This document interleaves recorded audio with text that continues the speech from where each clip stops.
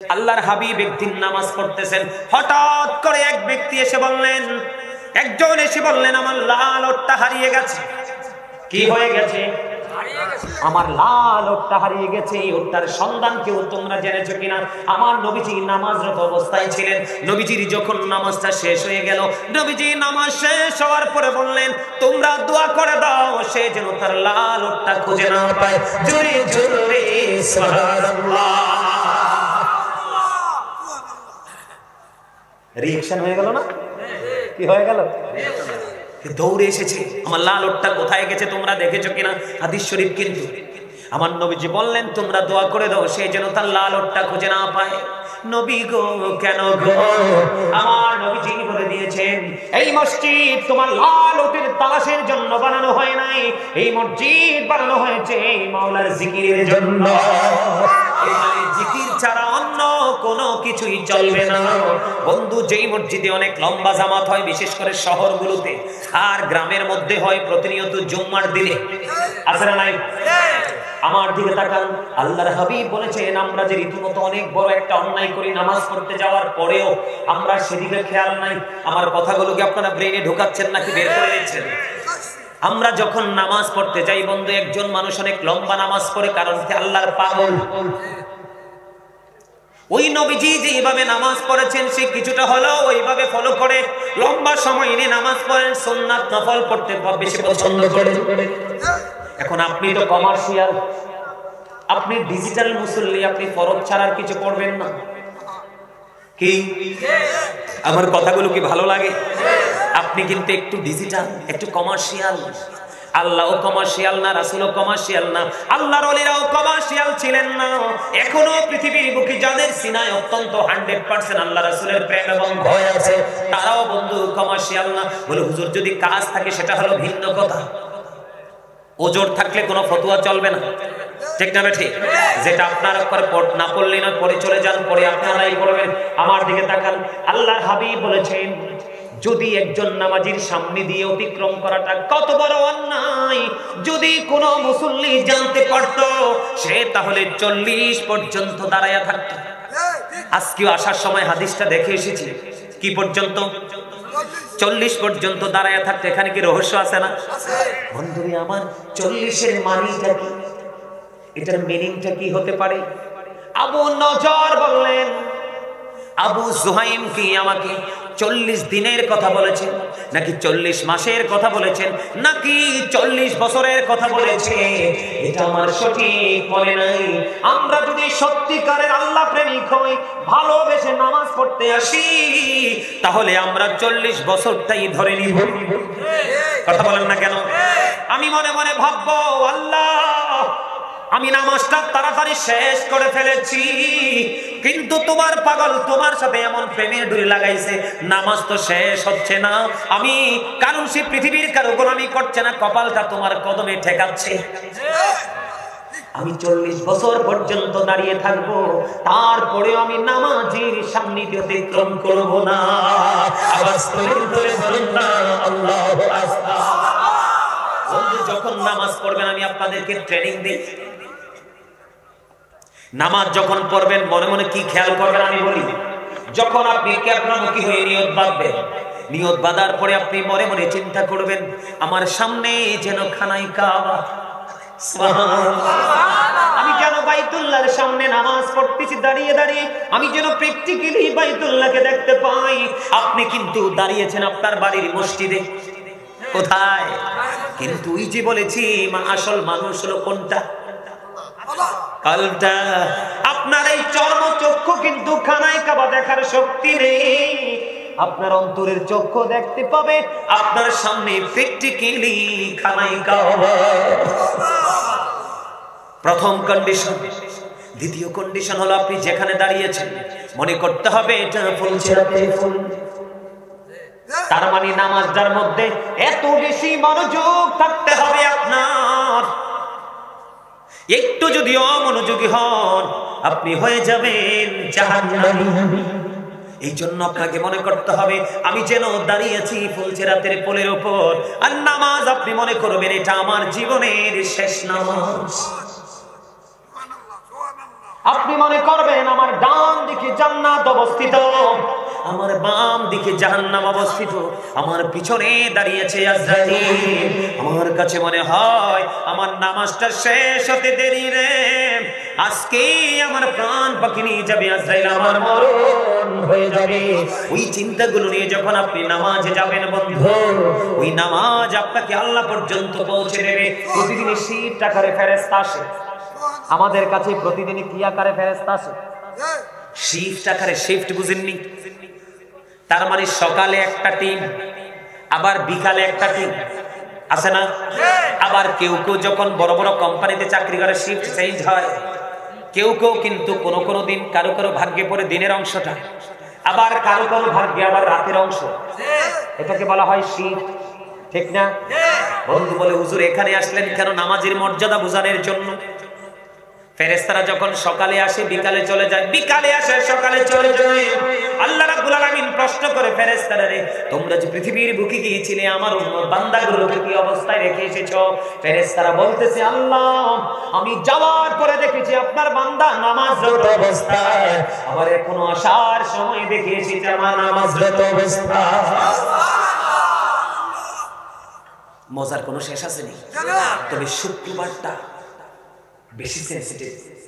আপনারা কিন্তু খুতবা যখন ইমাম সাহেব দিতে চান তখন দৌড়ে যান, তখন যাওয়ার পরে কিন্তু আপনার সবচেয়ে বড় একটা ক্ষতি হয়ে যায়। বাঁচতেন না তো বেশি দিন, কারণ আগের যুগের মানুষের তুলনায় এখনকার মানুষের হায়াত নাই বললেই চলে। আগের যুগের মানুষের সুস্থতার তুলনায় এখনকার যুগের মানুষের সুস্থতা 50%-এরও নিচে। আগের যুগের মানুষের যে সুন্দর মানসিকতা, সেই তুলনায় এখনকার যুগে সুন্দর মানসিকতা ইয়াং ছেলেদেরকে খুঁজে পাওয়াই মুশকিল। কথা বলেন না? আমি ভুল বলছি?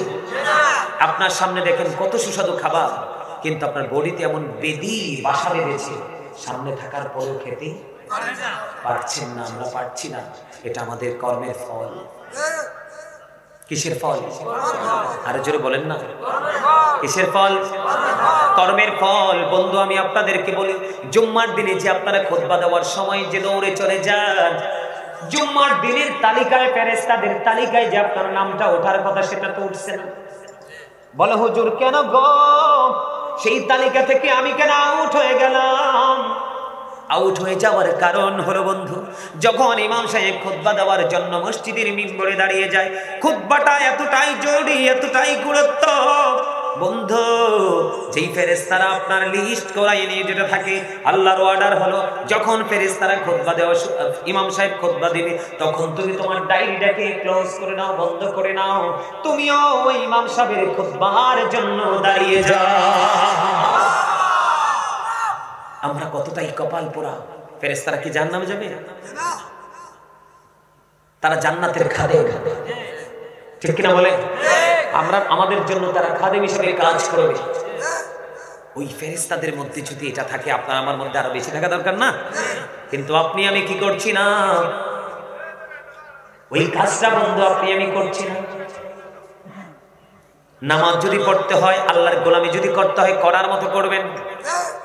যেই ব্যক্তি জুমার দিনে সবার আগে মসজিদে যাবে এবং সবার পরে মসজিদ থেকে বের হবে, ওই ব্যক্তির প্রত্যেকটা কদমে কদমে তার আমলনামায় 1 বছরের নফল ইবাদতের সওয়াব দেওয়া হবে। কথা কি বুঝছেননি? তার মানে আপনার বাড়ি যেতে যতগুলো কদম লাগবে, প্রত্যেকটা কদমের বিনিময় আলাদা আলাদা করে 1 বছর করে নফল ইবাদতের সওয়াব দেওয়া। আমরা জেনে বুঝি আমরা কত ধরনের নিয়ামত থেকে বঞ্চিত, ঠিক না? ঠিক।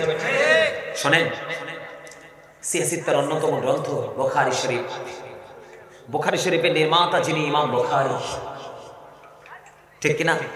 ইমাম বুখারী রাদিয়াল্লাহু তাআলার নাম শুনেন না আপনারা? আমি আপনাদেরকে বলি বন্ধু, নামাজটা কতটা তাকওয়া নিয়ে পড়তে হবে। ইমাম বুখারী নামাজে দাঁড়িয়ে গেল। আপনাদের এলাকায় ভেঙ্গুল বা ভোমরা আছে না? বল্লা বল্লা আপনারা কি বলেন? একটি হচ্ছে কালো, আরেকটি হচ্ছে হলুদ। হলুদের তুলনায় কালোটা বেশি ভয়ঙ্কর, দেখতে একটু হিংস্র লাগে, আছে না নাই? ইমাম বুখারী তিনি যখন বন্ধু নামাজে দাঁড়িয়ে গেল, নামাজে দাঁড়িয়ে যাওয়ার পর ওনাকে বিষাক্ত পোকা কামড় দিলেন।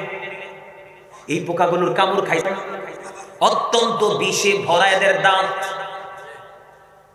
এত বিষাক্ত কামড় দিলে বিশেষ যন্ত্রণা সহ্য করা যায় না। আমাদের এলাকাতে কালোটার কামড়ে একজন বৃদ্ধা ডাক্তারের কাছে নিয়ে যাওয়ার আগে বন্ধু ইন্তেকাল করেছেন। ইন্না লিল্লাহি ওয়া ইন্না ইলাইহি রাজিউন। আমার নিজের চোখে দেখেছি, প্র্যাকটিক্যালি এতটা বিষাক্ত বন্ধু। ইমাম বুখারী নামাজে দাঁড়িয়ে গেলেন, তিনি নামাজ পড়তেছেন, নামাজ পড়া শেষ হয়ে গেল। এবার ছাত্রকে ডাক দিয়ে বললেন, দেখো তো আমার পিঠের মধ্যে কি। বন্ধু ওনার জুব্বাটা উঠালেন, জুব্বাটা উঠানোর পরে চাইয়া দেখলেন ওই যে বিষাক্ত পোকা ওনার পিঠের মধ্যে 10টা কামড় দিয়েছে। কয়টা? 10টা কামড় দিয়েছে। ছাত্র বলল, হুজুর একটা নয় দুইটা নয়, আপনাকে একটা নয় দুইটা নয় 10টা কামড় দিয়েছে। এই বিষ কেমন করে সহ্য করে আপনি নামাজে দাঁড়িয়েছিলেন?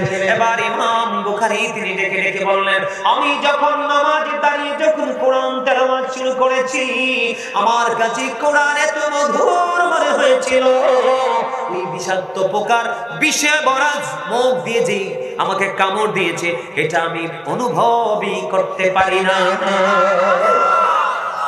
আর আপনি আমি নামাজে গেলে ছোট্ট একটা সাউন্ড হলে কিন্তু, আর মশাই যদি একটা কামড় দেয় এটা কোনো বিষাক্ত না, হিংস্র না, থাপড়া থাপড়ি ঠেলায়। আর ইমাম সাহেব যদি একটু লম্বা করে কেরাতটা আলোচনাটা লম্বা করে, অমর খোদা এই যে কি হইবে, কি সুই কইতে হবে। হাসতে তো পারলেন না, কয়েকজনে একটু হাসি দিলেন।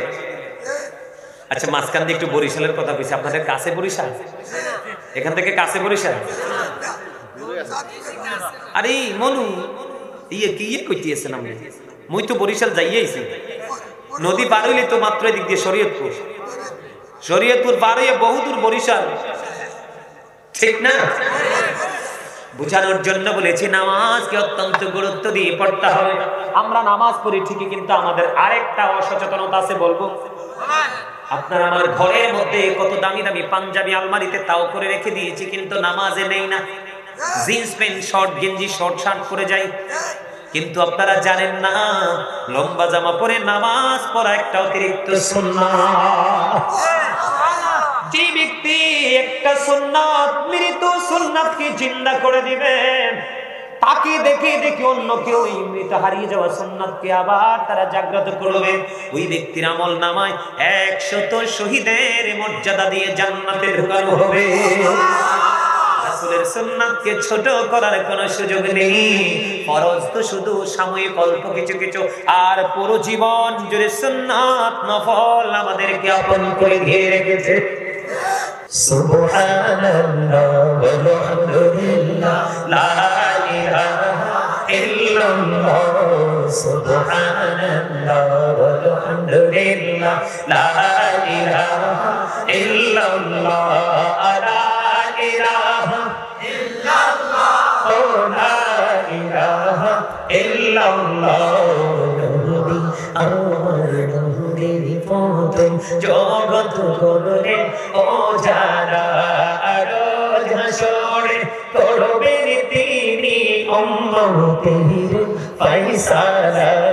সুবহানাল্লাহ আলহামদুলিল্লাহ লা ইলাহা ইল্লাল্লাহ, লা ইলাহা ইল্লাল্লাহ, লা ইলাহা ইল্লাল্লাহ।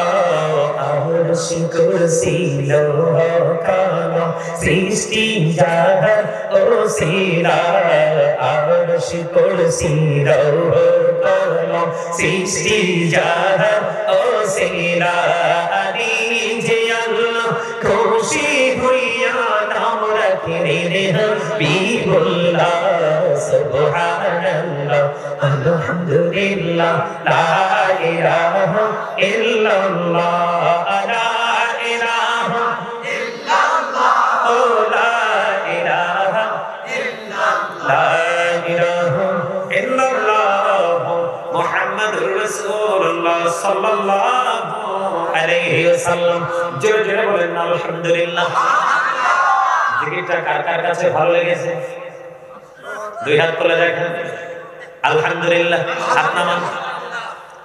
এই যে ভালো লাগাটা কি দেহের মধ্যে না তার মধ্যে? চমৎকার, অ্যাবসলিউট রাইট আনসার। অত্যন্ত চমৎকার লাগছে আপনাদের উত্তরটা, একদম যথাযথ। আমল করার পরে, জিকির করার পরে কোন মানুষ যদি তার হৃদয়ে প্রশান্তি আসে, তাহলেই মনে করতে হবে তার আমল আল্লাহ পর্যন্ত পৌঁছে গেছে। কোন আমল শেষ করার পরে যদি বন্ধু আপনি যদি কনফিউশনে থাকেন, হলো কি হলো না, আমি নিজে থেকে স্যাটিসফাই হতে পারছি না, তখন মনে করতে হবে এটা মালিক পর্যন্ত পৌঁছায় না। বন্ধু, আমি আজকে একবারে স্পেসিফিক একটা জায়গার জিকির নিয়ে আলোচনা করব, যে জিকির মানুষের জীবনে শ্রেষ্ঠ জিকির। এটা হলো বন্ধু নামাজ। এটা কি নামাজ। আমরা অনেকেই আজকে আসার সময় দেখলাম বন্ধু কুচি, বুঝেননি? কুচি মানে অনেক বেশি ঢালু জায়গা, এটাকে আমরা কুচি বলি, অনেক সময় ঢালু বলি।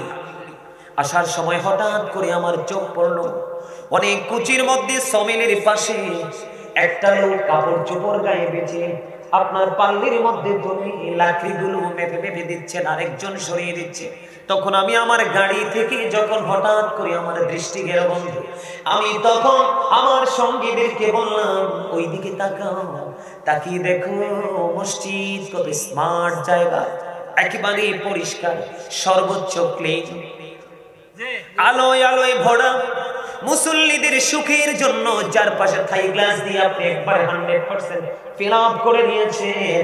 হাইয়া আলা সালাত শোনার পরেও সে ওই স্মার্ট সুন্দর পবিত্র জায়গায় গিয়ে সেজদা দিতে পারলো না, কিন্তু এই পেটের জন্য, বিবি বাল বাচ্চার জন্য ঠিকই জীবিকা উপার্জন করছে কনকনে শীতের মধ্যে, অন্ধকার আচ্ছন্ন পরিবেশের মধ্যে। বন্ধু, পেটটার জন্য যেমন বাধ্যতামূলক আপনাকে খাবার জোগাড় করতে হবে, ঠিক তেমনি ভাবে আপনি পরকালে ওই যে ফিউচার বন্ধু বর্জকি জীবন, ওই জীবনে কদমটা দিতে হলে আপনার রূহের জন্য খাবার জোগাড় করতে হবে। কারণ আপনি কিন্তু দেহের দিক দিয়ে মানুষ নন, আপনি হলেন আত্মার দিক দিয়ে পরিপূর্ণ মানুষ। মানুষের দেহের মধ্যে যতক্ষণ পর্যন্ত আত্মাটা থাকবে সেই তখনই মানুষ, যখন এই দেহ থেকে আত্মাটা চলে যাবে তখন ইউ আর ডেড। কথা বলেন না কেন? আই মে ডেড, আমি আপনি আমরা উভয় বন্ধু মৃত।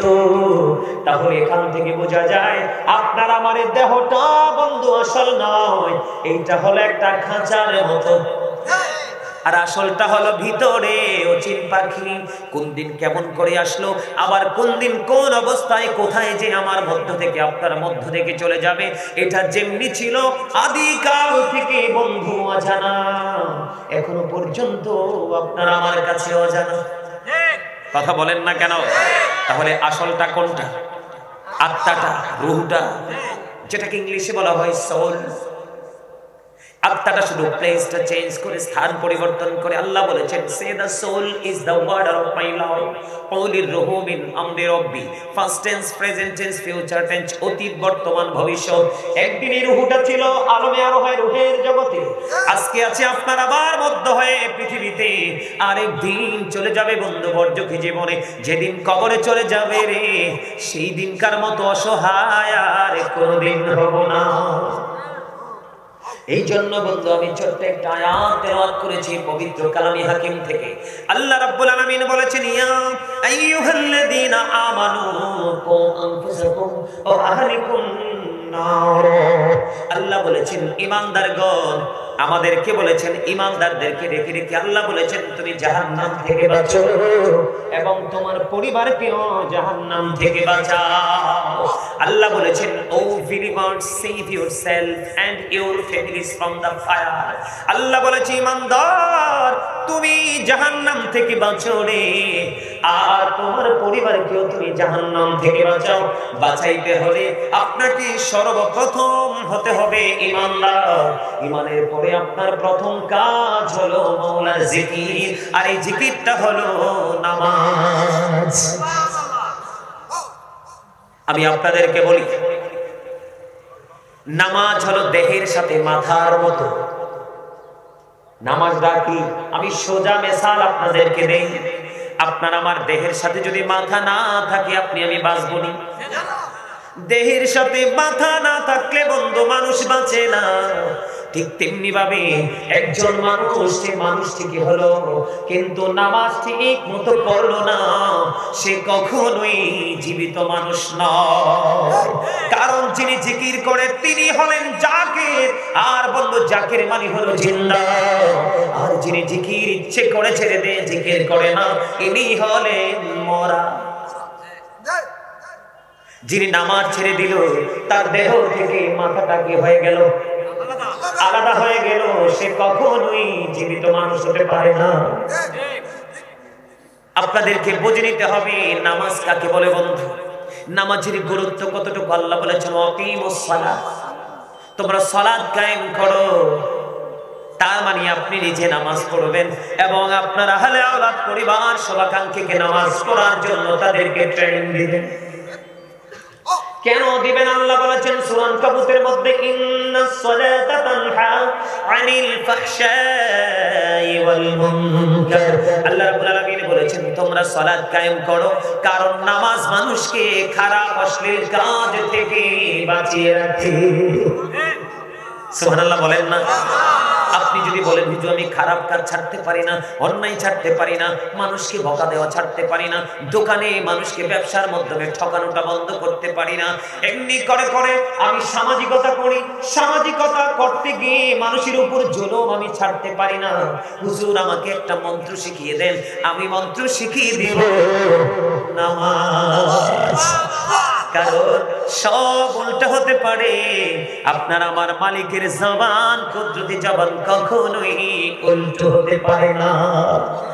আল্লাহ রাব্বুল আলামিন নিজে বলেছেন তোমরা সালাত কায়েম করো, কারণ সালাত কায়েম করতে যদি পারো রে বন্ধু, আপনি যদি ধারাবাহিকভাবে আল্লাহ যে কন্ডিশন দিয়েছেন এই কন্ডিশন অনুযায়ী যদি আপনি 5 ওয়াক্ত নামাজ পড়তে পারেন, তাহলে আল্লাহ রাব্বুল আলামিন পুরস্কারের জন্য ওয়াদাবদ্ধ।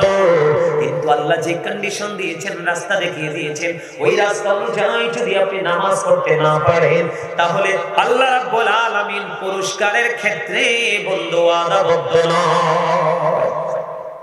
আল্লাহু আকবার বলবেন না? আরো জোরে বলেন না আল্লাহু আকবার। আপনারা কি মনে করেন, আমরা কি মনে করি আমরা নিজে নিজে চলছি, নিজেদের পাওয়ারে চলছি? না না বন্ধু, হাদিস শরীফের মধ্যে এসেছে আল্লাহর হাবিব সরকারে মদিনা তিনি বলে দিয়েছে বন্ধু, যে ব্যক্তি নামাজ পড়বেন, আমরা যারা নামাজ পড়বো, আল্লাহ রাব্বুল আলামিন নিজে ওই নামাজীদেরকে নিরাপত্তা দিবে। কে দিবে? আল্লাহ নিজেই বন্ধু নামাজীদেরকে নিরাপত্তা দিবে। কিন্তু যিনি ইচ্ছে করে নামাজ ছেড়ে দিবে, কোনো ওজর নাই, কোনো ধরনের ঝামেলা নাই, তিনি ফ্রি মুডে চলাফেরা করছে, ওনার উপর নামাজ ফরজ হয়ে আছে, হাইয়া আলাস সালাম মুয়াজ্জিন সাহেব দেওয়ার পরেও তিনি নামাজ পড়তে গেলেন না, আল্লাহ রাব্বুল আলামিন ওই ব্যক্তির কাছ থেকে আল্লাহ যে নিরাপত্তার চাদরে তাকে আবৃত করে দিয়েছিলেন, আল্লাহ রাব্বুল আলামিন তার কাছ থেকে আল্লাহ তার নিরাপত্তার চাদরটা উঠিয়ে নেন। বন্ধু আজকে কাশিমপুর পুরনের মানুষগুলো কোথায় রে?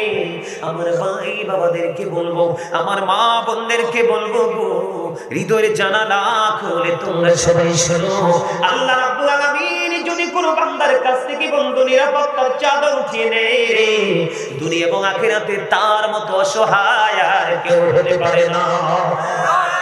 আল্লাহ রাব্বুল আলামিন বলেছেন বান্দা তুমি সাবধান হও। বলে হুজুর কেন সাবধান হতে হবে? আল্লাহ বলেছেন ইন্না বাতশা রাব্বিকা লাশাদীদ, the sieging of Allah is difficult। আল্লাহর ধরা, আল্লাহর পাকড়াও বড় শক্ত, বড় কঠিন। তার মানে আল্লাহ বান্দাকে খুব শক্ত করে ধরবে। আল্লাহ বলেছেন ইন্নাল্লাহা সারিউল হিসাব, আল্লাহ is going to take account। আল্লাহ হিসাব গ্রহণে অত্যন্ত তৎপর। বান্দাকে ধরার পরে বান্দার কাছ থেকে বন্ধু আল্লাহ রাব্বুল আলামিন হিসাবগুলো চুকিয়ে চুকিয়ে নেবে।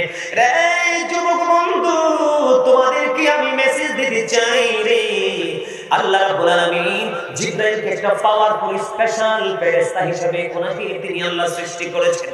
জিবরাইল আলাইহিস সালাম বলে দিয়েছেন আমি বৃষ্টির ফোঁটাগুলো একটা একটা করে ফেরেশতা পৃথিবীর বুকে নিয়ে আসে, আমি জিবরাইলের পক্ষে বৃষ্টির ফোঁটাগুলো গণা সম্ভব রে। যৌবনকালে যেই যুবক যুবতীরা আমল করে রে, ওই আমল আমি জিবরাইলের পক্ষে গণনা করা সম্ভব নয়। জোরে জোরে সুবহানাল্লাহ, আর জোরে বলেন না সুবহানাল্লাহ। বন্ধু আমি আমি যেটা আপনাদেরকে বলতে চেয়েছিলাম মজাটা শুধু লাগিয়ে দিলাম। আল্লাহ বলেছেন আমাদের কাছ থেকে বন্ধু চুকি চুকি হিসাব নেবে। এর মধ্যে আউয়ালু মা ইউহাসাবু বিহিল আবদু ইয়াউমাল কিয়ামাতিস সালাহ। আল্লাহ রাব্বুল আলামিন আমাদের কাছ থেকে বন্ধু সর্বপ্রথম কিয়ামতের দিন আগে নামাজের হিসাব চাইবে। আল্লাহর কাছে সবার আগে নামাজের হিসাব দিতে হবে। বাঁচতে পারবা না, মরতে পারবা না, বন্ধু পালাতেও পারবা না। আল্লাহ বলেছেন বান্দা তোমরা সাবধান হও। আল্লাহ বলেছেন লা ইয়ামুতু, people will not die that day, সেদিন তোমাদের মরার কোনো সুযোগ নাই। আল্লাহ রাব্বুল আলামিন বলেছেন ফিহা ওয়ালা ইয়াহইয়া, people will not be able to live that day, সেদিন বাঁচার কোনো সুযোগ নাই, মানুষ সেদিন বাঁচতেও পারবে না। আল্লাহ বলেছেন ওমা হুম আনহা বিগাইবিন, ও বন্ধু people will not be able to escape that day, সেদিন মানুষ সেখান থেকে অদৃশ্য হতে পারবে না, পালাতেও পারবে না। জোরে জোরে বলেন আল্লাহু আকবার। তাহলে আপনার জিকিরের দরকার আছে না নাই? আছে। জিকিরটা আপনার আমার জন্য ফরজ। জিকির কি? জিকির ফরজ। অন্যতম জিকির হলো নামাজ। অন্যতম জিকির কি? কথা বলেন না কেন? অন্যতম জিকির হলো নামাজ। এই নামাজ আপনাকে পরিপূর্ণ মানুষ বানাতে বন্ধু সাহায্য করে, সহযোগিতা করে। আমি আপনাদেরকে আরেকটা মজার খবর শোনাবো বন্ধু। আল্লাহর হাবিব সরকারে মদিনা তিনি বলেছেন সালাতুল খামস ওয়াল জুমআতু ইলাল জুমআতি ওয়া রমাদানু ইলা রমাদানা মুকাফফিরাতুল লিমা বাইনাহুন্না ইযা তুলিবাতিল কাবাইর। জোরে জোরে বলুন আল্লাহু আকবার। আল্লাহর হাবিব সরকারে মদিনা তিনি বলে দিয়েছেন আসসালাতুল খামস, 5 ওয়াক্ত নামাজ। কয় ওয়াক্ত? কথা বলেন না কেন? আপনারা যারা এখানে বসছেন কথা বলেন। এই আমার দাদার সাথে ঘুমাইছে, ঘুমটা একটা দুষ্ট, এটা সময় টমে চায় না, এটা অটো চলে আসে, ঠিক না? কিন্তু আমার চাচতো ভাই খালতো ভাই এর সব দি ইউর ব্যাড, একটার চোখও ঘুম নাই। সুবহানাল্লাহ। আর জোরে আরেকটা এ বইছে কর্নারে, এই যে 3টা একলগে বইছে, এই খুব মজা করে আলোচনা শুনতেছে। আর এখানে এ বইছে কয়টা? ওই যে আমার চাচতো ভাইটা কালাটা দেখতে হযরত বেলালের মতো কালা দেখা যায়। কার মতো? আরে কথা কয় না, সব দিচ্ছে কালা। এটাই আইয়া যে হাসি খুশিতে জিকির শুরু করছে, এটার অন্তরটা মনে হয় প্রেমে ভরা, খাইতেও আছে জিকিরও করতেছে। সুবহানাল্লাহ বলেন না কেন? আরে বলে ইয়া রাসূলুল্লাহ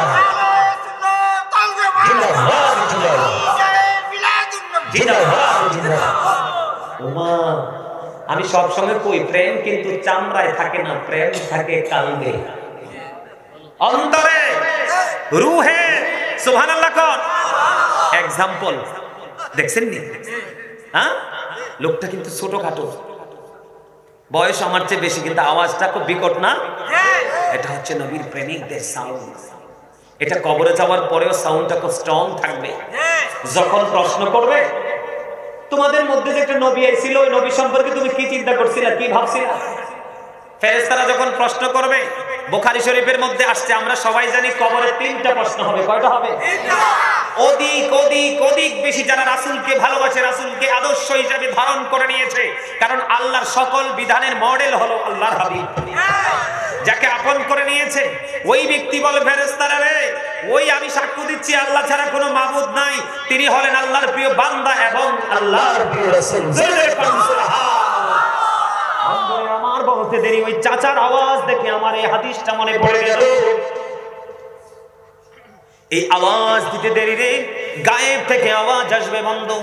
আল্লাহ রাব্বুল আলামিন যখন অর্ডার দিবে, ইনি মুমিন, উনি আমার হাবিবের প্রেমিক। আমি আল্লাহ বলেছিলাম মাইয়ুতির রাসূলা ফাকাদ আতাল্লাহ, যে ব্যক্তি আমার হাবিবের নির্দেশ মানলো, অর্ডার মানলো, সেজন্য আমি আল্লাহর অর্ডার মানলো। তার মানে আল্লাহ পাওয়ার স্টেশন হলো মদিনা, ঠিক কিনা বলে? আর জোরে। আপনারা সবাই জানেন বন্ধু, কবরটা মাত্র 3.5 হাত মাটির করা দেখতে খুবই ছোট। ও বন্ধু, আপনারা জানেন না আল্লাহ রাব্বুল আলামিন অর্ডার করতে দেরি, দৈর্ঘ্য এবং প্রস্থে ওই মুমিনের কবরটা সঙ্গে সঙ্গে 70 গুণ চওড়া করে দেওয়া হবে। সুবহানাল্লাহ। মজা লবণ ছাড়া খাবারের মতো হইছে। খাবারে লবণ না দিলে খাইতে পারবেন না। বাপরে বাপ, বর্ডার আছে। এই যে এটা যেই টাউনের টাউন, আপনি জোর করে ঢুকাইতে পারবেন না, ক্রসিং করবেন না, ফালাই দিবে কিন্তু। ঠিক না বেঠে? লবণ ছাড়া খাবার স্বাদ হয় না, স্বাদ না হইলে খাওয়া যায় না। প্রেমিক হতে না পারলে কোনোদিনও আমল মজা লাগবে না। শুধু এখানে এখান্ত নয়, কবরটা দৈর্ঘ্য এবং প্রস্থে আপনারা কি বলেন? পাতালে দিদিলে দৈর্ঘ্য প্রস্থ। আচ্ছা আচ্ছা ঠিক আছে, আর মতো দৈর্ঘ্যে প্রস্থে, তার মানে লম্বা এবং ঠিক কিনা বলে? কত গুণ চওড়া হবে? 70 গুণ চওড়া হবে, আর কিছু লাগেনি। আলোয় আলোয় ভরে দিবে কবর। ও বন্ধু, তার কবরটা হয়ে যাবে জান্নাতের বাগান। আল্লাহ বলেছেন ওই বান্দা সম্পর্কে, আল্লাহ নিজে ওয়াজ করতেছেন, ইনদা রাব্বিহিম ইউরজাকুন, দি রিসিভ ফুড ফ্রম আল্লাহ। আল্লাহ রাব্বুল আলামিন ওই বান্দার জন্য জান্নাতি খাবার বরাদ্দ করেছে। আমরা জানি কবরে শোয়া দিয়ে আইসা বলি না, আল্লাহ কয় আরে না, আমার হাবিবের পাগল যেটি দিয়ে আইলে এটি আমি আগে খাওয়ান দিই। আরে সুবহানাল্লাহ বলুন, আরে জোরে। শুধু এখানে একান্ত নয় বন্ধু, মজার খবর আছে আরো। তখন তিনি সব কিছু যখন মজাদার হিসাবে পেয়ে যাবে, উনি চাইবেন পৃথিবীর বুকে ওনার আওলাদের কাছে ফিরে আসতে। ফেরেশতারা বলবে না না, আর ফিরে যাওয়ার সুযোগ নেই, তুমি নতুন বরের মতো ঘুমিয়ে যাও। কতদিন পর্যন্ত ঘুমাবো? যতদিন পর্যন্ত তোমার প্রিয়জন তোমাকে না ডাকবে, ততদিন পর্যন্ত তুমি নতুন দুলার মতো। সহজ মনে করছেন বিষয়টা? আমি তো ওইদিকে ঢুকি নাই, ঢুকলে না মজাটা কইতে পারতাম। আমার আলোচনা একদিকে, কারণ এখন মানুষ মসজিদ গুলো অত্যন্ত ডিজাইনেবল, কিন্তু মুসল্লি নাই মসজিদে। বন্ধু, এই জন্য আমি আপনাদেরকে বলে দিতে চাই, আমি বলতেছিলাম হাদিস শরীফটা আমার দিকে তাকান। 5 ওয়াক্ত নামাজ, কয় ওয়াক্ত? 5 ওয়াক্ত নামাজ। এখানে কিন্তু বড় মজা লুকায়িত আছে। আল জুমআতু ইলাল জুমআহ ওয়া রমাদানু ইলা রমাদান মুকাফফিরাতুল লিমা বাইনাহুন্না ইযা তুনিবাতিল কাবাইর। আল্লাহর হাবিব সরকার মদিনা তিনি বলেছেন, বন্ধু দেখেন নামাজ পড়লে লাভটা কি, মজাটা কি? ফজর পড়ার পরে জোহর পর্যন্ত গ্যাপ আছে না নাই? জোহরের পরে আসর পর্যন্ত। এখন দিন বড় হচ্ছে, লম্বা হচ্ছে গ্যাপটা। আসরের পরে মাগরিব পর্যন্ত, মাগরিবের পরে ঈশা পর্যন্ত একটা লম্বা গ্যাপ। এই যে বন্ধু লম্বা একটা গ্যাপ আমরা পেয়ে গেলাম, গ্যাপের মধ্যে আমরা বন্ধুর বাড়িতে যাই, চা দোকানে যাই, শপিং মলে যাই, কত ধরনের কথাবার্তা হয় কি হয় না? চোখের দৃষ্টি অনেক সময় নোংরা দিকে যায়, চোখের পাপ হয়ে গেছে। অনেক সময় মানুষের মনের অজান্তে গীবত বলে বলে পাপ হয়ে গেছে। এমনি করে করে বিভিন্ন রকমের পাপ যখন হয়ে যাবে, আল্লাহর হাবিব সরকারে মদিনা তিনি বলে দিয়েছেন, তুমি যখন 5 ওয়াক্ত নামাজ যখন সুন্দর করে পড়বে, তাহলে তোমার ওই যে 1 ওয়াক্ত নামাজের পরে আরেক ওয়াক্ত, এখানে রাসূল একত্রিত করেছেন 5 ওয়াক্ত নামাজের গ্যাপে গ্যাপে যে অন্যায়গুলো হয়ে যায়, ওই নামাজগুলো পড়ার কারণে গ্যাপের গুনাহগুলো মাফ হয়ে যায়। ওয়াল জুমআতু ইলাল জুমআহ, এক জুমা থেকে আরেক জুমা পর্যন্ত লম্বা একটা সময় আছে না নাই? কথা বলেন না কেন? একটি সপ্তাহের ব্যবধান বন্ধু, কত ধরনের পাপ আমরা করে ফেলি। আমার নবীজি বলে দিয়েছেন, তুমি এই শুক্রবারে জুমার নামাজ পড়েছো, পরের শুক্রবারে আবার জুম্মা পড়েছো, এই যে 2 পাশের জুম্মা পড়ার কারণে মাঝখানের গুনাহগুলো মাফ হয়ে গেছে। এরপরে বলেছেন রমাদানু ইলা রমাদান, এক রমজান থেকে আরেক রমজান পর্যন্ত লম্বা একটা গ্যাপ আছে না নাই? কথা বলেন না কেন? বন্ধু 360 দিনে যদি 1 বছর ধরি, তাহলে এই বছরে 30 দিন, ওই বছরে 30 দিন, ধরেন 29 দিন বাদে দিলাম, 60 দিন মাইনাস হয়ে গেল, কয় দিন? আর অবশিষ্ট আছে বন্ধু 60 দিন। কত কি করেছি, কত অন্যায় করেছি। আল্লাহর হাবিব বলে দিয়েছেন, এক রমজান থেকে আরেক রমজানের মাঝখানে যে অপরাধগুলো তোমরা করেছো, ওই 2 দিকের রমজানের কারণে পবিত্র পরিপূর্ণভাবে রাখার কারণে তোমার 1 বছরের গুনাহ কাফারা হয়ে গেল। তবে নবীজি বলেছেন, মুকাফফিরাতুল লিমা বাইনাহুন্না ইযা তুনিবাতিল কাবাইর, তবে শর্ত হলো কবিরা গুনাহ থেকে বেঁচে থাকতে হবে, ইচ্ছে করে কবিরা গুনাহ করা যাবে না। কিতা কিতা খালি ইশারা দিতেছেন কেন? কিতা কোন আমার কাছে সবাই ডিনার করবে, যান যান ডিনার করে আসেন। আরে এটা খুব দুর্বল জিনিস। টাইম মতো দুপুরে যদি লাঞ্চ না হয়, সকালে ব্রেকফাস্ট না হয়, রাতে ডিনার না হয়, এটা কিন্তু বেইমানি করে ফেলে। কি বেইমানি? দেখবেন গ্যাসে টেসে অবস্থা খারাপ, ঠিক নেই? যান আগে মাজারটা ঠান্ডা করে, ঠিক না? আমার একটা ছোট ভাই আছে, একটু মজা করে কথা বলতো আর কি, এখন আল্লাহ রাখছে আছে। এত পেটে খিদা লাগলে বলতো, মা আমার মাইদের বাড়িতে আগুন লাগছে। অনেকে আমরা বুঝতাম না আসলে কি কয়, আসলে তো মাইদের বাড়ি এটা, ঠিক না? আরো জোরে একটু হাসি টাসি দিতে পারেন না? আরে হাসলে তো হাড়টা ভালো থাকবো। আরে আপনি যদি সব সময় যদি ওই পেঁচা দেখছেন নি, পেঁচা দেখেন নাই? আমি দেখছি, কিন্তু কি মুখটা ভার করে বসে থাকে গাছের ডালায়, এটা দেখলেও মনে হয়েছে মনটা খারাপ হয়ে যায়। ওই সমস্ত ওই শুরুতে যদি থাকেন বেশি দিন বাঁচতেন না। বলে হুজুর এটা কি কইলেন? মানুষ তো মানুষের জন্য, মানুষ তো আল্লাহ বানাইছে একলা থাকার জন্য না, ঠিক না? একলা একলা থাকতে থাকতে হাড়টা দুর্বল হয়ে স্পট ডেড, জায়গা শেষ, ঠিক না? এই জন্য মাঝে মাঝে একটু হাসি দিবে। ওয়াজটা কি মজা লাগছে না? আরে মানুষের জীবনকে পরিবর্তন করার জন্য একটা হাদিস শরীফে যথেষ্ট। চমৎকার না? শুধু এই হাদিস শরীফটা মাথায় যদি রেখে যেতে পারেন, তাহলেই হয়ে যাবে জীবনটা ধন্য। আর জোরে বন্ধুরে আমার, আমি আরেকটা মজার জিনিস আপনাদের সাথে আমি যুক্ত করবো। এখন কি শীতকাল তো চলে, প্রচন্ড ঠান্ডা। আজকে সকাল বেলা মাত্র ছিল 9 ডিগ্রি সেলসিয়াস। একেবারে খারাপ অবস্থা আমাদের দেশের জন্য বন্ধু। আমরা পানি মাটির মানুষ, আমরা কিন্তু ইউরোপিয়ানদের মতো না, ঠিক না বন্ধুরে আমার? হযরত আবু যর রাদিয়াল্লাহু তাআলা আনহু থেকে হাদিস খানা বর্ণিত। তিনি বললেন, নবীজি শীতের দিনে বের হলেন ওনাকে সঙ্গে নিয়ে যখন বন্ধু বের হলো, বের হওয়ার পরে দেখতে পাইলেন গাছের পাতাগুলো বিরামহীন ভাবে ঝরে ঝরে পড়ছে। গাছের পাতাগুলো যখন ঝরে ঝরে পড়ছে রে, আমার নবী আবু যরকে ডাক দিলেন। নবীজি গাছের ডাল স্পর্শ করলেন, আবু যরকে ডাক দিলেন। আবু যর উত্তর দিলেন, ইয়া রাসূলুল্লাহ আমি হাজির। নবীজি বললেন, রে আবু যর, তুমি চাইয়া দেখো শীতের কারণে শুষ্ক হয়ে যে গাছের পাতাগুলো ঝরে ঝরে পড়ছে। আল্লাহর প্রিয় বান্দা, আমি নবীর উম্মত, যারা নামাজের মাধ্যমে আল্লাহর কুদরতি কদমে মনটা ভরে সিজদা দিবে, ওই শীতের দিনের গাছের পাতার মতো তার আমল নামা থেকে সবগুলো গুনাহ ঝরে পড়ে যাবে। জোরে জোরে বলেন না সুবহানাল্লাহ, জোরে বলেন সুবহানাল্লাহ। কথাটা কিন্তু সহজ নয়। আল্লাহর হাবিব ওই শীতের দিনের গাছের পাতার সাথে তুলনা করেছে, আমরা যেন সহজে বন্ধু বিষয়টাকে বুঝতে পারি, আমাদের বুঝতে যেন কোনো অসুবিধা না হয়। আপনাদের এলাকায় শীতের দিনে গাছের পাতা সব ঝরে যায় না? বসন্ত আসার আগেই গাছের পাতাগুলো নতুন করে গজায়। বসন্তের হাওয়া যখন গায়ে লাগে বন্ধু, তখন কিন্তু আমাদের অনেক মজা লাগে। তখন শীতও থাকে না, গরমও থাকে না।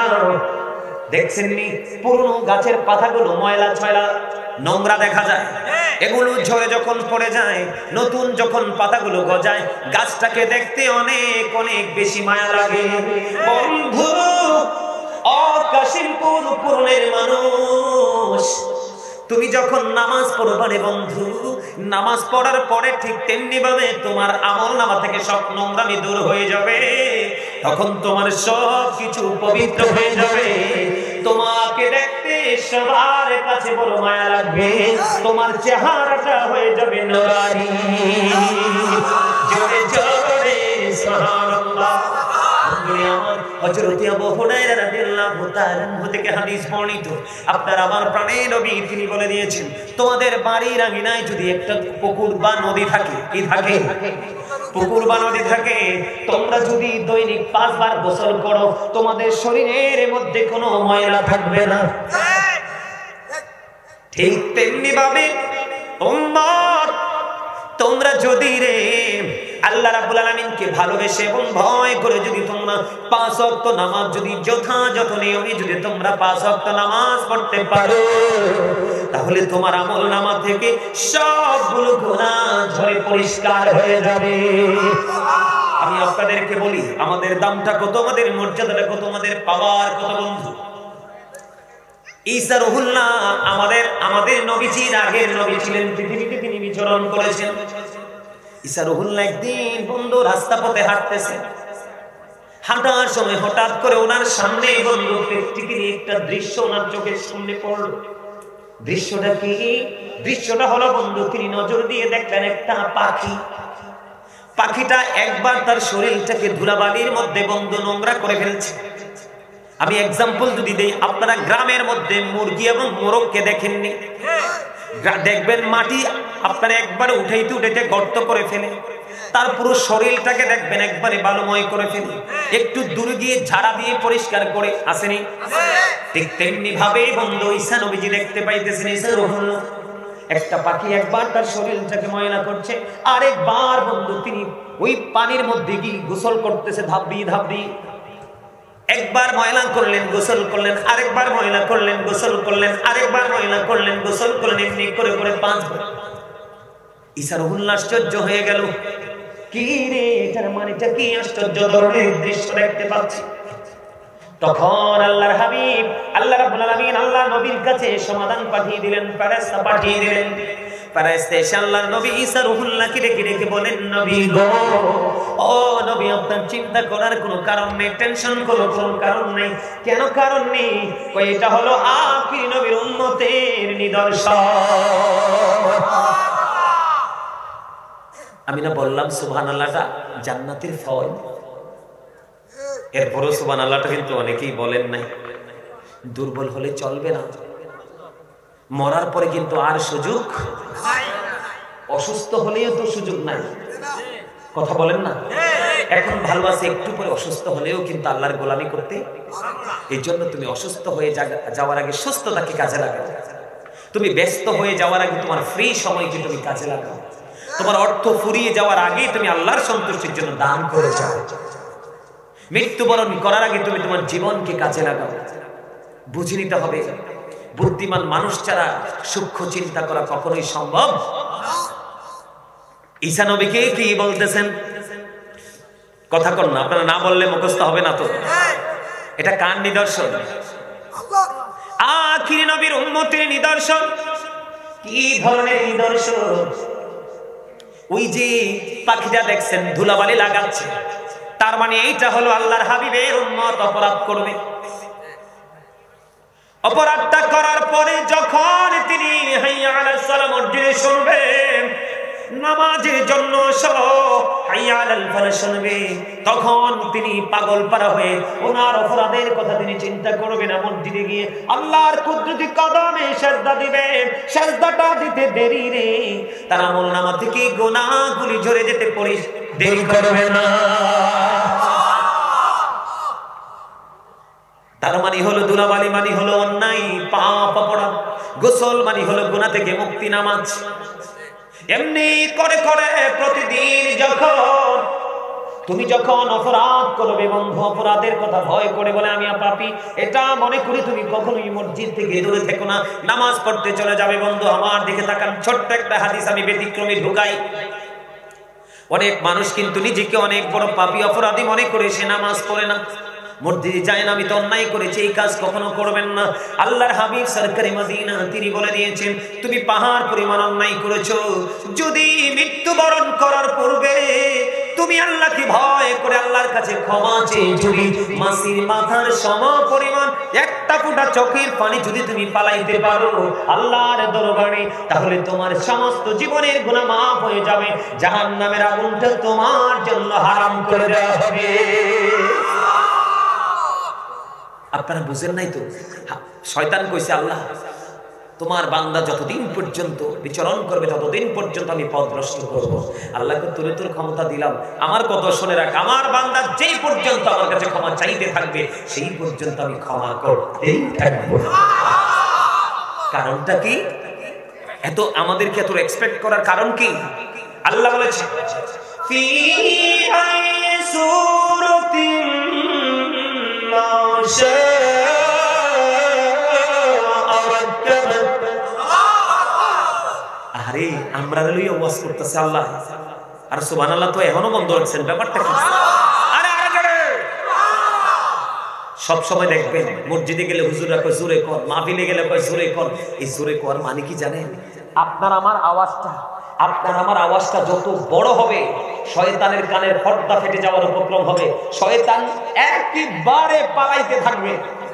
তার মানে শয়তান হচ্ছে আমাদের চিরস্থায়ী শত্রু। Satan is the eternal enemy of the believers. ঈমানদারদের প্রকাশ্য শত্রু হলো শয়তান। এইজন্য তুমি জিকির করো আওয়াজ তুলে তুলে। জিকির কাল থেকে করা যায়, জবান থেকে করা যায়। আল্লাহর হাবিব সমাধান দিয়েছেন, অন্তর এবং কালব, রূহ এবং জবান দুটো মিলে যে জিকির করা হয় এটাই হলো সবচেয়ে উত্তম জিকির। সুবহানাল্লাহ। এইজন্য আপনাদেরকে বলি যত জোরে সুবহানাল্লাহ বলবেন, আওয়াজ সহ্য করতে পারবে না তত দূরে যাবে, আর যত দূরে শয়তান চলে যাবে আপনি আমি ততই শত্রু মুক্ত। সুবহানাল্লাহ। মজার খবরটা কি? আল্লাহ কয় ইন্না কাইদা শাইতানি কানা দাঈফা। আল্লাহ কয় শয়তান ডিসিপশন ইজ ভেরি উইক। ঈমানদার মুমিন মুত্তাকিদের জন্য শয়তানের ধোঁকা একেবারে দুর্বল। It is nothing. হাজার চেষ্টা করলেও সে যুবক হোক বা বৃদ্ধ হোক, সে যদি আল্লাহ যদি তাকে কবুল করে নেয়, তাকে হাজার বাধা দিয়ে আটকাতে পারবে না। সুবহানাল্লাহ। আর জোরে আপনারা একজনই ওয়াজ করেন আর আমার এখানে বয়া কোন হুজুর সুবহানাল্লাহ কোন দেখেন আমি কি খেলাটা জমাই, কারণ আমি কিন্তু পাগলা। আমি আপনাদের মতো দর্শক সারিতে, আরে মিয়া এখনকার মতো তো ঘন ঘন মাহফিল হয় না। আমরা যখন ছোট ছিলাম কয়েক গ্রাম মিলে একটা মাহফিল হইতো।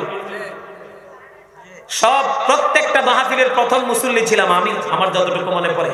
আমি যে খেয়াল করতাম হুজুর কোথায় বসে আলোচনা করবে, হুজুর দেয়ালে বলবো ঠিক নাক বরাবর বসতাম। হুজুরের আওয়াজ যত বড় তার চেয়ে বেশি দুরূদ পড়তাম। হয়তো এই কারণে আজকে আল্লাহ রাব্বুল আলামিন গোলাম হিসেবে কবুল করেছেন। প্রত্যেকটা প্রোগ্রামে হয় প্রধান বক্তা, না হয় প্রধান অতিথি। চাইলেও ছোট জায়গায় আসতে পারি না, এটা আমি অহংকার করে বলছি না ভাই। একদিন একটা প্রোগ্রাম ভাই আমাকে এশারের আপনারা আমরা প্রধান রাখবো, এশারের পরে মাইক দিব না, এবার না হলে আগামী বছর। এটা মালিক প্রদত্ত একটা নিয়ামত। কথাটাকে বুঝতে পারছেন? আমার আপনাদেরকে বোঝানোর জন্য এক্সাম্পল দিছি। তার মানে আপনার আমার ভয় করার কোনো কারণ নাই। তার আরেকটা মজার বিষয় হলো নবীজি পৃথিবীতে এসে বলেছেন রব্বি হাবলি উম্মতি। কিয়ামতের দিন নবীজির জমানে থাকবে রব্বি সাল্লি, শুধু উম্মতের শান্তি নিরাপত্তা কামনা করবে। আপনার আমার কান্ডারি একজন আছেন, সেটা হলো সরকারে দু জাহান ইমামুল রাহমাতাল লিল আলামিন। নবীকে আপনারা নিশ্চয়ই ভালোবাসেন। নবীকে যদি কেউ ছোট করে, এই ছোট কথা কি কখনো গ্রহণ করবেন? নবীকে যদি কেউ আংশিক ছোট করে কথা বলে, আপনারা কি তার সাথে প্রেম রাখবেন? রাখবেন না। কারণ হচ্ছে কি জানেন, নবীকে কথার দ্বারা, চিন্তার দ্বারা, সাপোর্টের দ্বারা কোনো না কোনো ভাবে যদি প্রত্যক্ষ পরোক্ষ ভাবে ভিতর ভাই থেকে কোনো না কোনো অংশ দিয়ে যদি নবীকে ছোট করা হয়, তখন কিন্তু সে আর ঈমানদার থাকে না।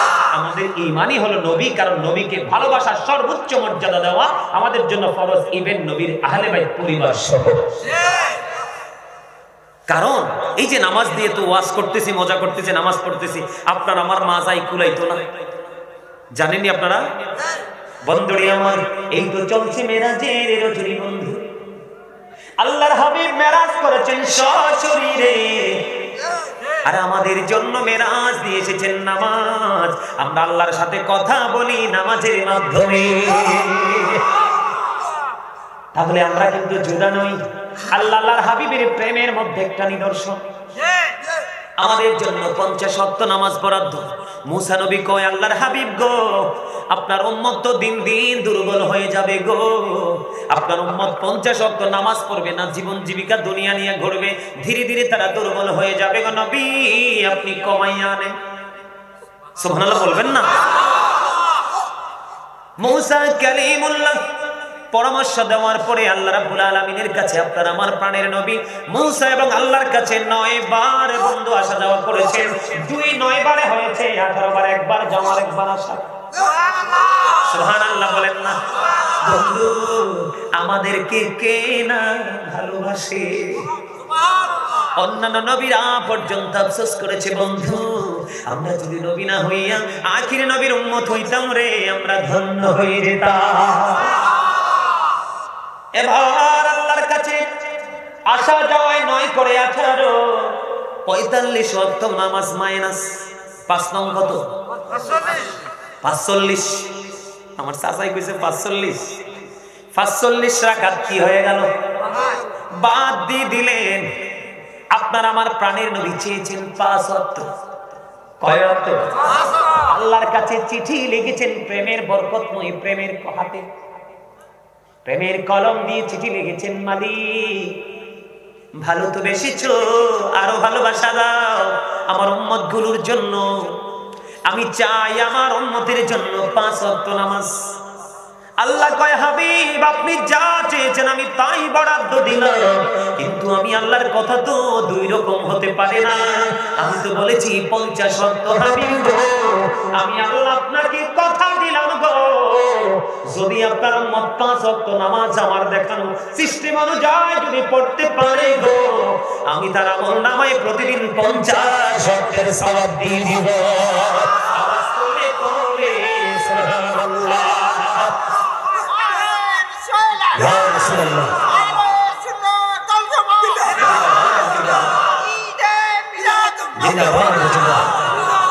আমার কাছে যতটুকু মনে হয়েছে আপনি স্টেজে চলে আসেন। আপনি আর যে আমার এক ভাই আসছে এখন, আসেন আসেন, আপনিও আসেন।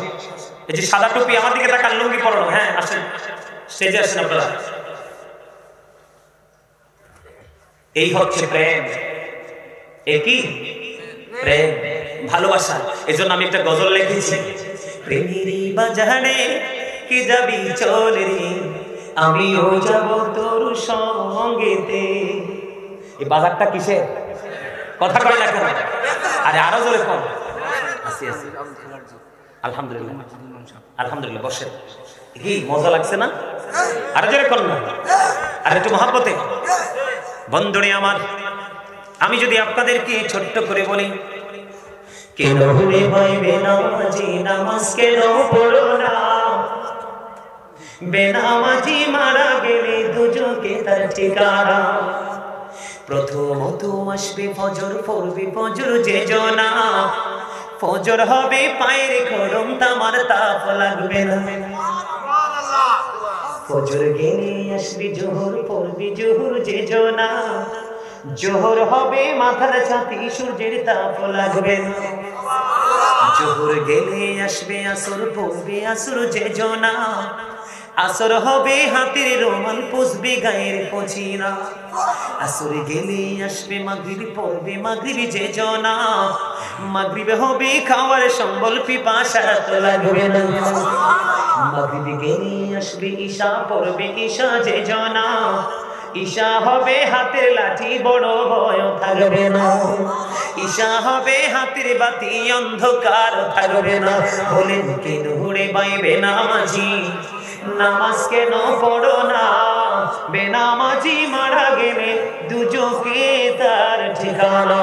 বন্ধু ইচ্ছে করে নামাজ ছেড়ে দিও না, কম পক্ষে 2,88,00,000 বছর জাহান্নামে থাকতে হবে রে। ও বন্ধু, এই জাহান্নামের কঠিন বন্ধু, কঠিন এই সাজা কখনোই আমাদের পক্ষে ও বন্ধু সহ্য করা সম্ভব হবে না।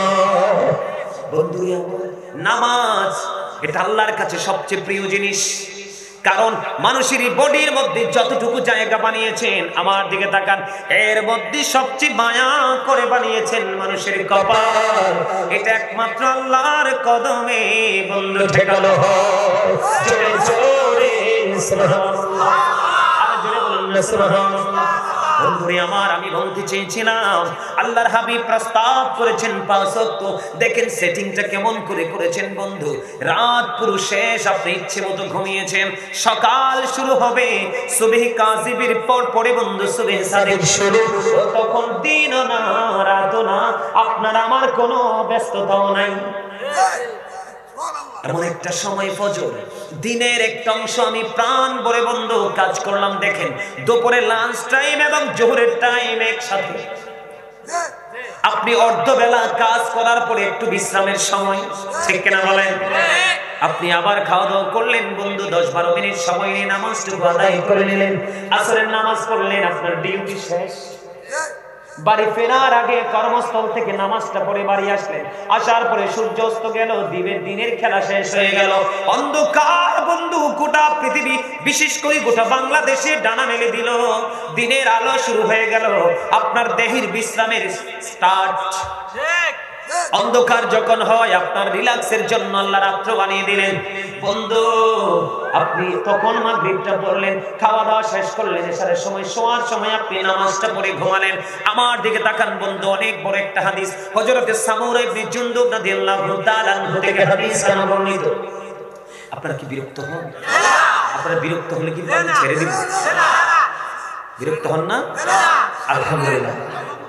আমার দিকে তাকান, অনেক লম্বা হাদিসটা বন্ধের মধ্যে একটা পয়েন্ট আমি তুলে ধরবো। ফার্স্ট যে পয়েন্টটা সেটা হলো বন্ধু, আমার নবীজি বললেন, আমার কাছে দুজন ফেরেশতা আসলো, এসে বলল নবী গো চলুন আপনাকে নিয়ে ভ্রমণ করে আসি। নবীজির স্বপ্নটাই বন্ধু উহি। সুবহানাল্লাহ বলেন না? আরো জোরে। নবীজি বললেন আমি স্বপ্ন যুগে দুজন আমার কাছে এসে বললেন নবী গো আপনি চলুন আপনাকে নিয়ে ঘুরে আসবো। নবীজি যখন ঘুরতে চলে গেলেন, এর মধ্যে প্রথম যে দৃশ্যটা তিনি দেখতে পাইলেন, আমার নবীজি দেখলেন একজন ব্যক্তিকে বন্ধু বারবার শুধু পাথর নিক্ষেপ করা হচ্ছে, মাথাটা তার চারপাশ বন্ধু ভেঙে যাচ্ছে। আপনার আমার মাথায় যদি ভয়ঙ্কর পাথর, সাদা সাদা পাথরগুলো নিক্ষেপ করা হয়, মাথা কি ভাঙবে না আস্থা থাকবে? শুধু বন্ধু পাথর নিক্ষেপ করতেছে বন্ধু, মাথাটা ভেঙে যাচ্ছে, একবারে চারপাশ ভেঙে চৌচির হয়ে যাচ্ছে। আবার পাথরগুলো চতুর্দিকে ছড়িয়ে ছিটিয়ে যাচ্ছে। ওই ব্যক্তিটা যিনি পাথরটা নিক্ষেপ করতেছেন, উনি আবার পাথরগুলো কুড়িয়ে আনতে গেলেন। পাথরগুলো কুড়িয়ে আনতে আনতে চাইয়া দেখলেন ওনার মাথাটা আবার বন্ধু পরিপূর্ণ ইনটেক হয়ে গেছে। কি রে, কি আশ্চর্য ধরনের ঘটনা! নবীজি বললেন কি রে, সে আশ্চর্য ধরনের ঘটনা। নবীজি ওনাকে প্রশ্ন করলেন ফেরেশতাদেরকে, ফেরেশতারা রে বলে দাও না ওই যে লোকটা কে রে, ওই লোকটার কেন এই সাজাটা বহাল থাকছে, কন্টিনিউ তাকে পাথর নিক্ষেপ করা হচ্ছে, মাথাটা ভেঙে একেবারে আপনার কাঁচামরিচের ভর্তার মতো হয়ে যাচ্ছে। আবার যখন পাথরগুলো খুঁজে খুঁজে আনতে যাচ্ছে, আবার একত্রিত করার আগে তার মাথাটা আবার কি হয়ে যাচ্ছে, পরিপূর্ণ একত্রিত হয়ে যাচ্ছে। রহস্যটা কি, তার অপরাধ কি? এবার ওই ফেরেশতারা ডেকে ডেকে বলছে বন্ধু ইয়া রাসূলুল্লাহ ইয়া হাবিবাল্লাহ নবী গো, ওই লোকটার অপরাধ হলো দুই রকম, কন্টিনিউয়াসলি দুই ধরনের অপরাধ করে ঘুমায়। ইয়া রাসূলুল্লাহ প্রথম অপরাধ হলো ওই লোকটা কোরআন তেলাওয়াত শিখেছিলেন অত্যন্ত চমৎকার করে, তিনি কোরআন তেলাওয়াত শিখার পরে তিনি কোরআন তেলাওয়াত, কোরআন থেকে দূরে থাকতে থাকতে তিনি কোরআনটা ভুলে গেছেন। নাউজুবিল্লাহ বলেন না? আমাদের মধ্যে দেখবেন অনেক আছে এরকম, কোরআন এক সময় ভালো তেলাওয়াত করতো, চর্চা নাই, যে রিসাইট নাই, এই জন্য সে আবার কি হয়ে গেছে, কোরআনটাকে ভুলে গেছে। কি আমার দিকে তাকান, কি হয়ে গেছে? কোরআনটা তেলাওয়াত করতেন খুব মজা করে, কিন্তু কোরআন তিনি ভুলে গেলেন। এবার আমার দিকে তাকান বন্ধু, দুই নাম্বার অপরাধটা কি গো? দুই নাম্বার অপরাধটা হলো আমার নবী বলেছেন সে প্রত্যেকটা রাত্রে এশারের নামাজটা ইচ্ছি করে ছেড়ে ছেড়ে সে ঘুমিয়ে যেত। এই জন্য কন্টিনিউ তার এই সাজাটা বহাল। ওই যে আমি বলেছিলাম লা ইয়ামুতু, মরতে পারবা না, ফিহা ওয়ালা ইয়াহইয়া, বাঁচতেও পারবা না, ওয়ামা হুমান হাবি গায়িবিন, ওখান থেকে তুমি আর পালাইতেও পারবা না। বন্ধু বড় দুঃখ, ও বন্ধু এই যন্ত্রণা কেমন করে সহ্য করব? এই জন্য আমি বলবো নামাজ কখনো ছাড়া যাবে না। আপনি যদি ভালো একজন পরিপূর্ণ মুমিন হয়ে কবরে যেতে চান, পৃথিবীতে আপনি ভালো ভালো কাজের সাথে নিজেকে সম্পৃক্ত করতে চান, তাহলে আপনি 100% ইমানদার হওয়ার পরে আপনার দ্বিতীয় কাজ হলো যথাযথ নিয়মে পবিত্র হয়ে পবিত্র পোশাক নিয়ে আল্লাহর বিধান মেনে আপনার নামাজ পড়া। সুবহানাল্লাহ। নামাজটা কেমন করে বন্ধ পড়তে হবে? আমাদের দেশের মধ্যে বিশেষ করে শুক্রবারে দেখা যায়।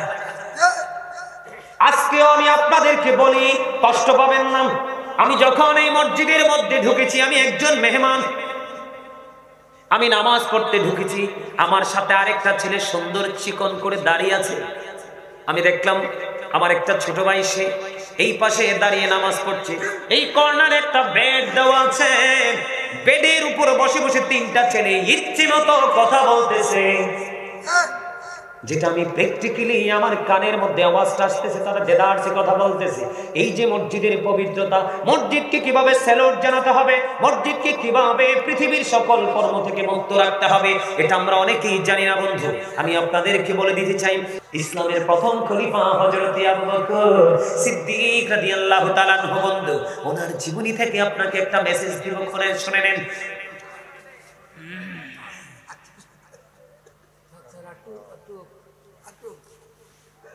আপনারা এই আলোচনাটা শুনলে আপনাদের হৃদয়টা ওলটপালট হয়ে যাবে। ইসলামের প্রথম খলিফা উনি কেমন নবীর প্রেমিক ছিলেন জানেন? হাদিস শরীফের মধ্যে আসছে, আল্লাহ রাসূল দান করার জন্য বললেন, বলার পরে হযরত ওমর উনি ওনার বাড়ি থেকে ওনার যে সম্পদ ছিল এর মধ্যে অর্ধেক রাসূলের কাছে নিয়ে আসছে, আর অর্ধেক তিনি ওনার ফ্যামিলি পরিবারের জন্য রেখে আসছে। কি করেছেন? রেখে এসেছেন। নবীজির কাছে আসার পরে নবীজি বললেন, ওমর তুমি কতটুকু এনেছো? ইয়া রাসূলুল্লাহ, আমি অর্ধেক এনেছি। ফ্যামিলি পরিবারের জন্য কতটুকু রেখে এসেছো? কই বাকি অর্ধেকটা।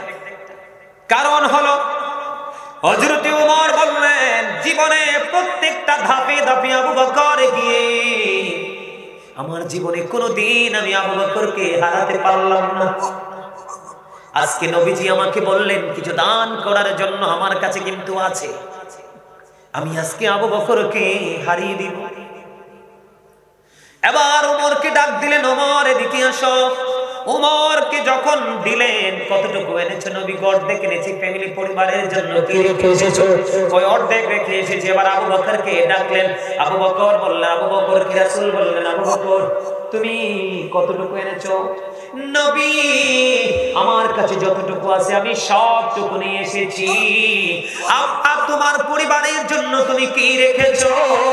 আবু বকর ডেকে ডেকে বললেন, ইয়া রাসূলুল্লাহ, ইয়া হাবিবাল্লাহ, নবী গো, আমি আমার ফ্যামিলি পরিবারের জন্য আল্লাহ এবং আল্লাহর হাবিবকে রেখে এসেছি। আমার উপর একটা ডাক দিয়ে বলল, আমার জীবনে আমার মনে হয় আর কোনদিন আমি আবু বকরকে হারাতে পারবো না। আজকে যেহেতু হারাতে পারিনি বন্ধু, আমি আপনাদেরকে বলি আবু বকর অত্যন্ত নবী প্রেমিক ছিলেন বন্ধু। হাদিস পড়লে চোখের পানি ধরে রাখা যায় না। আবু বকর দিনের জন্য দান করতে করতে করতে করতে করতে একবারে দুস্থ হয়ে গেল। আজানের সময় হয়ে গেল। একদিন নবীজি নামাজ পড়ার জন্য অপেক্ষা করতেছেন। এদিক দিয়ে আজকে জামা পরার মতো জামাও নাই আবু বকরের ঘরে।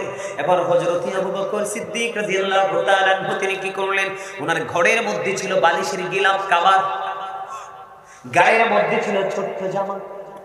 এবার হযরত আবু বকর তিনি কি করলেন? গায়ের ছোট্ট জামার সাথে খেজুর কাঁটা এবং খেজুর পাতাকে সুই সুতা হিসেবে ব্যবহার করে বন্ধু সুন্দর একটা জামা বানালেন। জামা বানাইয়া নামাজ পড়তে গেলেন। আমার নবীজি ডাক দিয়ে বললেন, আবু বকর আমি থাকা অবস্থায় তোমাদের এই অবস্থা, আমি চলে গেলে না জানি কি অবস্থা হবে। এই কথা বলে নবীজি আর কিছু বললেন না বন্ধু। এবার নামাজ শেষ করলেন। নামাজ শেষ করার পরে আমার নবীজির পবিত্র কদম মোবারক যখন বাইরের দিকে বাড়িয়ে দিল, এবার চাইয়া দেখি হযরত জিবরাইল আপনার আমার প্রাণের নবীর সামনে এসে হাজির। তার শরীরের মধ্যে দেখা যায় খেজুর পাতার পোশাক।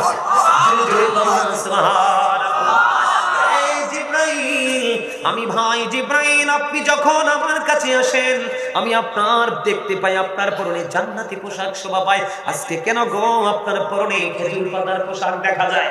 এই কথা বলতে দেরি আবু বকর সিদ্দিক রাদিয়াল্লাহু তাআলা আনহুর দিকে ইঙ্গিত করে জিবরাইল বললেন, ইয়া রাসূলুল্লাহ, ইয়া হাবিবাল্লাহ, নবী গো, আপনার আবু বকরের দিকে নজর দিয়ে চায়া দেখেন তার জামা কাপড় নাই, তারপরেও সে আল্লাহর নামাজ ছাড়েনি। আপনি নবী মসজিদে অবস্থান করতেছেন সেটা সহ্য করতে পারে না।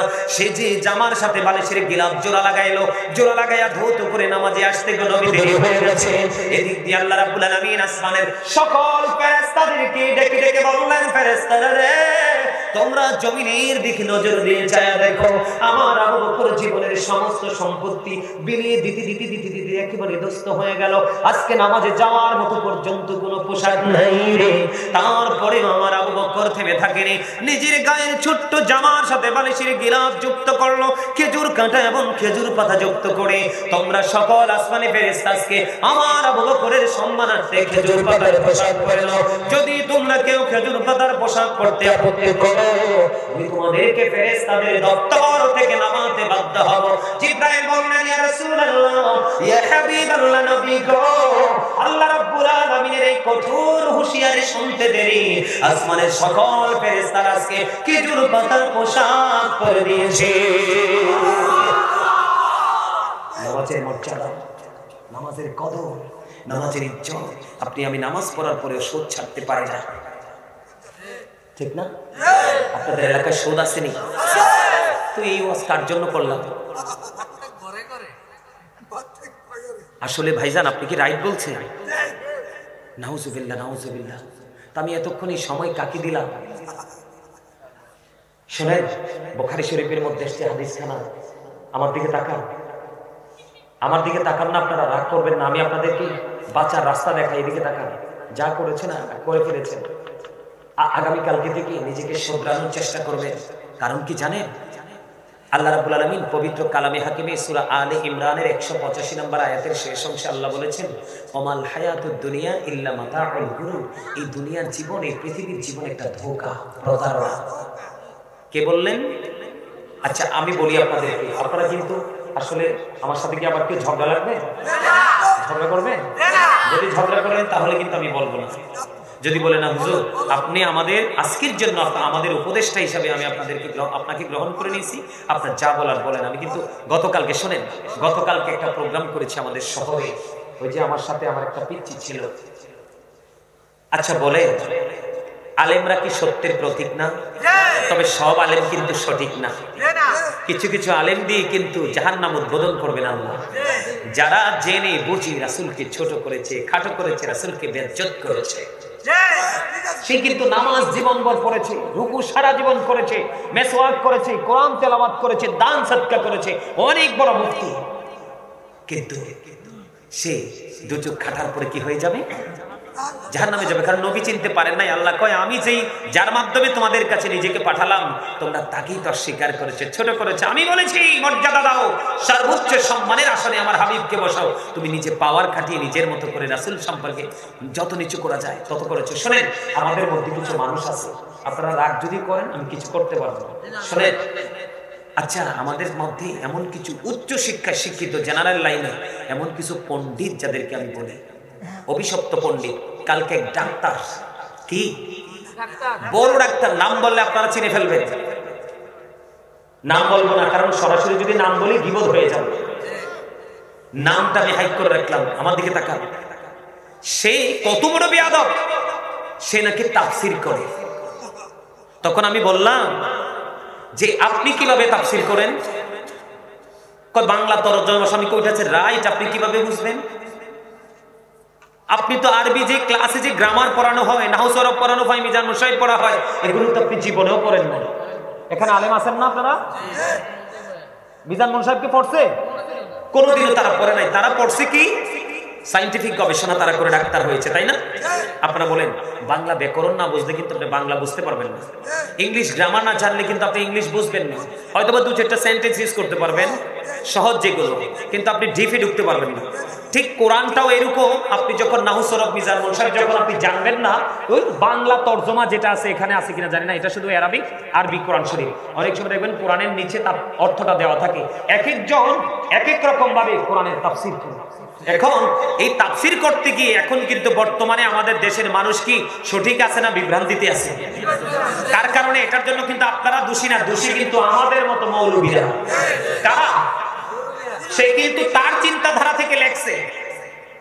যখন আমি তাকে বললাম আপনি কোন হক্কানি আলেমের সংস্পর্শে যেতে হবে, আপনি এভাবে তাফসীর পরে আপনি কিছু জানতে পারবেন না। এবার আমারে কি বলে জানেন?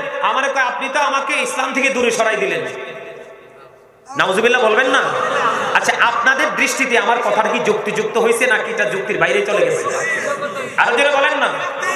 এই নিজেদের মন গড়া তাফসীর, নিজেদের লেখা বই, কিছু বই পড়তে পড়তে তখন আমাকে বললো আমরা মূলটা জানবো থেকে। আমি কি মূলটা জানতে হলে আপনাদেরকে মূল কিতাবে যেতে হবে, যেটা মূল যে কিতাব। আপনি তো ওই কিতাব দেখলে নিয়ে প্রস্রাব পায়খানা করে জায়গার মধ্যে সব ভরাই ফেলবেন।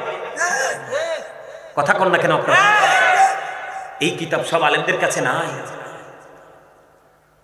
উনি কয় একজন দাঁড়াইয়া যায় নবীরে সালাম দিতে।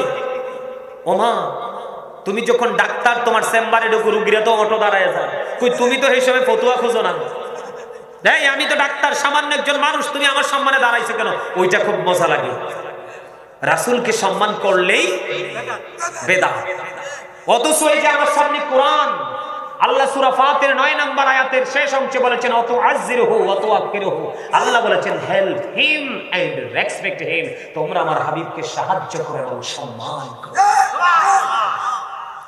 আমরা তো ফরজ বলে রাসূলকে সালাম দেই না, রাসূলকে মহব্বত করে সালাম দেই। আপনারা কিছুদিন আগে শুনছেন কিনা জানি না, আর বেশ 1-1.5 মাস আগে গাজীপুরের এক লোক আজকে দীর্ঘদিন পার করে ফেলেছে, সে ভাত খায় না। নবীজির প্রিয় খাবার ছিল খেজুর, এজন্য সে কন্টিনিউ খেজুর খায়। এর ইচ্ছা হলো খেজুর খাইতে খাইতে যতদিন বাঁচবো ততদিন বেঁচে থাকবো, যেদিন পৃথিবী থেকে আমার পার্টস গুলো ল হয়ে যাবে, চলে যাব, সেদিন আপত্তি নেই, কিন্তু আমি ভাত খাবো না, রাসূলের প্রেমের খাবার খেজুর খাবো। আপনি কি তার প্রেমটাকে বেদাত বলবেন নাকি স্যালুট জানাবেন?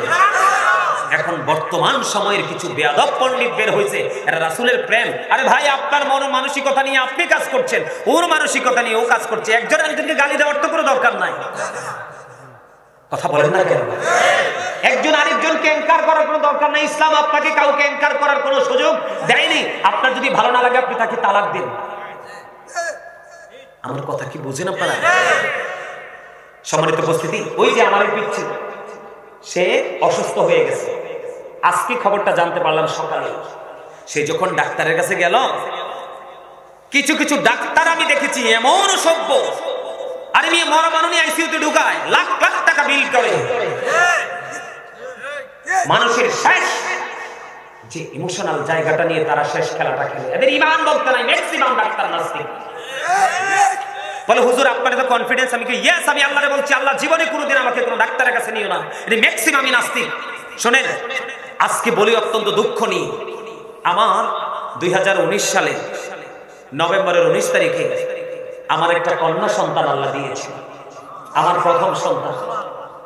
তা আমার যখন সন্তান পৃথিবীতে আসলে আমার ওয়াইফের ইচ্ছা, সে ডাক্তার পছন্দ করে না। ডাক্তাররা কিন্তু রোগীদেরকে একটা ব্যবসার পণ্য মনে করে বর্তমানে। আমি আপনাদেরকে বলে দেই, আমার মা বোনেরা যারা পর্দায় আছে, বাচ্চা কনসেপ্ট করেছে, এদেরকে বলবেন আল্লাহর গোলামি করতে, নামাজ পড়তে, রাসূলের প্রেম নিয়ে দুরূদ সালাম বেশি বেশি করতে, দেখবেন এরা টেরও পাবেন ওদের বাচ্চা ডেলিভারি হয়ে যাবে। আমাদের মা চাচিরা 5টা 8টা 9টা বাচ্চা কি প্রসব করে নাই? ওখানে কি ডাক্তার ছিল? এত আধুনিক প্রযুক্তি ছিল? আজকে ডাক্তারদের কারণে ম্যাক্সিমাম মা আজকে মৃত্যুর ঝুঁকিতে ভুগছে। আপনারা আমার কথা একমত হন বা না হন, আমি অনেক গবেষণা থেকে বের করেছি। আপনারা দেখেছেন ফরিদপুরে এক মহিলা, স্বামী তাকে তালাক দিছে, শ্বশুর বাড়ি থেকে সে পুরো চিরদিনের জন্য বিতাড়িত হয়েছে। মহিলার অপারেশন করেছে, কাঁচি রেখে দিয়েছে পেটে। দেখছেন না আপনারা খবরে? তোমরা কি ডাক্তার না, তোমরা কি কসাই? জীবিত মানুষের পেটে কাঁচি রেখে তোমরা পেট সেলাই করে দাও। কথা বলেন না কেন? ব্রাহ্মণবাড়িয়াতে আপনারা টিভিতে নিউজে দেখছেন কিনা জানি না, এক ছেলে তার মাকে নিয়ে আসছে, কিডনিতে সমস্যা। আপনার আরেক কোটিপতি, তার একটা কিডনি হলে সে সুস্থ হয় যায়। ডাক্তার কৌশলে আপনার কি করছে, তার খারাপ কিডনিটা রেখে ভালো কিডনিটা কেটে আপনার কোটিপতির কাছে বিক্রি করে দিয়েছে। নাউজুবিল্লাহ বলে। মার তো প্রস্রাব বন্ধ হয়ে গেছে, পায়খানা বন্ধ হয়ে গেছে, ব্যথার যন্ত্রণা অস্থির, এদের কাছে রিলিজ চাইতেছে, রিলিজ যেতে না, জোর করে নিয়ে গেছে আরেক হসপিটালে। যাওয়ার পরে পরীক্ষা করে দেখে ড্যামেজ যে কিডনিটা সেটাই রয়ে গেছে, ভালোটা কেটে আউট করে দিচ্ছে। নাউজুবিল্লাহ বলবেন না? কোন দেশে শুনেছেন এরা গাঁজা খেয়ে ডাক্তারি করতে আসে? ম্যাক্সিমাম এদের সনদ নাই। আমার দিকে তাকান, গত কিছুদিন আগে আয়ানকে দেখেন নাই? বাংলাদেশের ইন্টারন্যাশনাল প্রত্যেকটা মিডিয়াতে ভাইরাল হয়েছে, ছোট্ট ছেলেটারে খতনা করাতে গিয়ে মেরে ফেলছে। আপনারা বলেন কি ডাক্তার না? কথা বলেন না? আরে কসাইও নিয়ে ভালো আছে, আপনাকে গোস্ত কেটে যত্ন করে পাল্লা দিয়ে মেপে কসাই চাইতে নিকৃষ্ট। শোনেন, মানুষ অসুস্থ হলে অসহায় হয়ে যায়, এই অসহায়ত্বটাকে ব্যবহার করে শেষ সময় হসপিটাল কর্তৃপক্ষ, ম্যাক্সিমাম হসপিটাল কর্তৃপক্ষ এবং ম্যাক্সিমাম কসাই মার্কা নষ্ট ডাক্তার। সম্মানিত উপস্থিতি, আমার দিকে তাকান। আমার যখন বাচ্চা হলো, বাসায় হয়েছে নরমালি, তো বাচ্চা যখন অসুস্থ হলো, অসুস্থ হওয়ার পরে আমি একজন ডাক্তারের কাছে নিয়ে আসলাম। আসার পরে ডাক্তার আমাকে প্রশ্ন করে, আপনার বাচ্চা কি বাসায় হয়েছে নাকি হসপিটালে? আমি বলছি হসপিটালে। কোথায়? আমি যখন বলছি হসপিটালে, আরে বাসায়। এবার কয়, তুই আপনার প্রথম বাচ্চা যদি ইনকেস কোনো কিছু হতো? আমি বলছি আল্লাহর উপর ভরসা করে রাখছি। আরে আমার কাছে কবে না ইয়ান দি আয় কানে কানে আর কই যে আর দাদা কইতে তো না কাছে দাদা কইতে রে। ও আচ্ছা, দাদা একটু আছে। তো পরে আমারে বলছে, আপনি কেন বাসায় রাখলেন? আমি বলছি আল্লাহর উপর ভরসা করে রাখছি, বাবু তো ঠিকঠাক মতো আল্লাহ দুনিয়াতে পাঠাইছে। এবার সে আমারে কি বলে জানে, ওই সময় বাসায় রাখতে পারছেন আল্লাহর উপর ভরসা করে, এখন অসুস্থ হয়েছে আমার কাছে আনছেন কেন? বিশ্বাস করেন আমার মনটাই চাইছে তখন এমন জোরে তাকে বাম হাতে একটা থাপ্পড় দিতাম, মনে হয় তার 16টা দাঁত আমি ফেলে দিই। এরা মনে করে কি জানেন, আল্লাহর কাছে কোনো ক্ষমতা নাই, এরাই সবচেয়ে ক্ষমতার অধিকারী। নাউজুবিল্লাহ বলে। সব ডাক্তার না, কিছু কিছু ডাক্তার আমি যাদেরকে নিজের চোখে দেখেছি। এই যে পিচ্ছি অসুস্থ হয়েছে, ডাক্তারের কাছে গেছে, নাম বলবো না। তো যাওয়ার পরে ওকে বলছে, তুমি কি করো? সে বলছে, আমি এভাবে জেনারেলে ভার্সিটিতে পড়ি, আর এভাবে ক্লাইনে আমি কুমিল্লা আলিয়াতে ফাজিল করতেছি। কবসার সময় কি করো? কয়, যারা পৃথিবীতে সাধনা করেছেন, বিশেষ করে বাংলাদেশে যাদের কারণে আমরা ইসলাম পেয়েছি, ওলি আল্লাহ, তারা কিভাবে এত আল্লাহর প্রিয় হলো, কিভাবে আল্লাহর বুজুর্গ আল্লাহ রাব্বুল আলামিনের দিদার অর্জন করতে পারলো, তাদেরই জীবন বৃত্তান্ত একটু শুনি। কি আরে কি বলছিলি? জীবন বৃত্তান্ত একটু পড়ি। তখন সে কি বলছে জানেন? তখন সে বলছে, এদের জীবনী পড়ার তোমার দরকার তো। নাউজুবিল্লাহ বলবেন না? আরে সলিমুদ্দিনের ফুলা কলিমুদ্দিন, ইসলাম কি তোর দাদাই আনছে এই দেশে? কোরআন কি তোমার দাদাই আনছে এই দেশে? নামাজ কি তোমার দাদাই আনছে এই দেশে? তোমার 14 পুরুষের কেউ তা আনেনি, এনেছে আল্লাহর মনোনীত, আল্লাহর প্রিয়, আল্লাহর বন্ধু, আল্লাহর ওলিরা। তাদের অবদান কি? তাদের অবদান কি আপনারা আমরা অস্বীকার করতে পারবো? যদি অস্বীকার করি, আমরা কি কৃতজ্ঞ নাকি অকৃতজ্ঞ? অকৃতজ্ঞ মানুষের জন্য কি আল্লাহ কখনো কোনো পুরস্কার রাখে? কথা কয় না। আল্লাহ না বলছে, join with my dear people, come to my paradise. আল্লাহ বলেছেন, ফাদখুলি ফি ইবাদি ওয়াদখুলি জান্নাতি, আমার প্রিয় লোকেদের সাথে যুক্ত হওয়ার, আমার জান্নাতে চলে আসো। তো যাদের সাথে যুক্ত হলে আল্লাহর জান্নাত যাওয়ার ঘোষণা আল্লাহ দিয়েছেন, তাদের জীবনে কি পড়া যায় না? তখন ওরে বলতেছে যে তুমি এগুলো পড়ার দরকার নাই, এগুলো কি দরকার, তুমি তাফসীর পড়ো। এবার ও তো আপনার মাশাআল্লাহ সব দিকে একটু আরবি লাইনে এবং বাংলা লাইনে মাশাআল্লাহ চমৎকার, ভেরি ইন্টেলিজেন্ট। হ্যাঁ, এবার সে তো ধরছে ডাক্তাররে হসপিটালে, চারপাশের মানুষ পেশেন্ট সবাই তাকায় রয়েছে তোর দেখে, কয় আপনি তাফসীরের কি বুঝেন? জাগাত সাইলেন্ট হয়ে গেছে। এই মিয়া, তুমি শিখছো মানুষকে কাটাকাটি, তুমি এটা নিয়ে থাকো? ইসলাম কি মামার বাড়ির মোয়া যে একজন কইলো তুমি বিশ্বাস করে তুমি ঢোল বাইরাইলা? যখন বলছে আপনি তাফসীরের কি বুঝেন, গ্রামার কি বুঝেন, সে জায়গা সাইলেন্ট, যা প্রেসক্রিপশন দিছে, টাকা দিছে, ওষুধ নিছে, হ্যাঁ নিয়ে কইতেছে এই বেয়াদবের ওষুধ খাইলে আমি বালা হইতাম না, সব ওষুধ নিয়ে ডাস্টবিনে ঢেলে দিছে। আলহামদুলিল্লাহ বলবেন না? আরে আরো জোরে করেন আলহামদুলিল্লাহ। কই এই বেয়াদবের ওষুধ খাই আমার লাভ হইতো না, এর চেয়ে বড় কোন আল্লাহর ওলির সোহবতে যাই। আল্লাহ রাসূল বলেছেন, সুরুল মুমিনুনা শিফা, আল্লাহর ওলিদের জুতা খাও তুমি সুস্থ হয়ে যাবে, রাসূল বলেছেন। তবে তোমার ঈমানটা যদি সলিড থাকে। দাদা এই ঠিক আছে তো? হ্যাঁ, আমার কথা কি আপনাদের কাছে ভালো লাগছে? মনের দুঃখ নিয়ে কথা বলছি। তুমি মিয়া শিখছো মানুষকে কিভাবে জবাই করা যায়, এটা নিয়ে খাও না। আমি এখানে আসি, তুমি আমাকে প্রশ্ন করতে পারতা যে হুজুর এই যে আপনারা দাঁড়িয়ে নবীকে সালাম দেন, আসলে এটা কতটুকু যুক্তিযুক্ত, এটা কি কোথাও আছে নাকি? তখন আমি পারলে জবাব দিতাম, নাইলে লজ্জা পেয়ে চলে যেতাম, তাই না? আচ্ছা গেল ওইটা। আরেকটা ঘটনা কি ঘটছে জানেন? আমি একটা ওয়াজ করেছিলাম, এই ওয়াজটা করলে অনেক যুবক ভাইরা রাগ হয়ে যায়। তোমরা আবার রাগ হইবে না? রাগ হইবে না তো? আচ্ছা, আল্লাহ যেটা কইছে এটা আমার কোয়া লাগবে না, রাসূল যেটা বলছে এটা আমাকে বলতে হবে না। বর্তমানে আমার যুবক ভাইরা, তোমরা যে একটা পোশাক পরো, যে এক ঝাঁক যুবক বসে আছে ওদিকে, তোমরা সবার পরনে দেখা যায় জিন্স প্যান্ট। তোমরা বলো তো তোমাদের প্যান্টটা কি নাভির উপরে না নিচে? না, আমি আমার ওই ভাইদেরকে বলছি, তোমরা বলো তোমাদের প্যান্টটা আসলে কি নাভির নিচে নাকি উপরে? সত্যটা বলতে পারো না? আমি তো জানি আমি জানি বিধাই তো তোমাদেরকে প্রশ্ন করছি, লুকাও কেন, সত্যি বলো তো। হয়তো ইন কেস কারুরটা নাভি বরাবর থাকতে পারে, আমি অস্বীকার করছি না। বলো হুজুর এত ডিফিকাল্ট জায়গা আপনি কেন আসলেন? আসছি কেন জানেন? আমাদের কাছ থেকে সব সাইড দিয়ে ইসলামটা দূরে চলে যাচ্ছে। আল্লাহ বলেছেন, এদিকে তাকাও, আল্লাহ বলেছেন লিবাসুত তাকওয়া যালিকা খায়র। আল্লাহ কইছে মানুষকে যেমন সুন্দর করে বানাইছে আরো সুন্দর রাখার জন্য আমি 3 ধরনের পোশাক দিছি আল্লাহ। একটা প্রতিদিন যেটা পরে লজ্জাস্থান ঢাকার পোশাক, পুরান হোক নতুন হোক কমন চলতেই থাকে, থাকে না? আরেকটা হলো সাজের পোশাক, কোন অনুষ্ঠানে গেলে ভিআইপি পোশাক পরে পরি না। আরেকটা পোশাক হলো তাকওয়ার পোশাক, যেটা আল্লাহর সবচেয়ে পছন্দ। এটা দিয়ে তুমি লজ্জাস্থানও ঢাকতে পারো, সাজের পোশাকও বানাতে পারো, আবার তাকওয়ার পোশাকও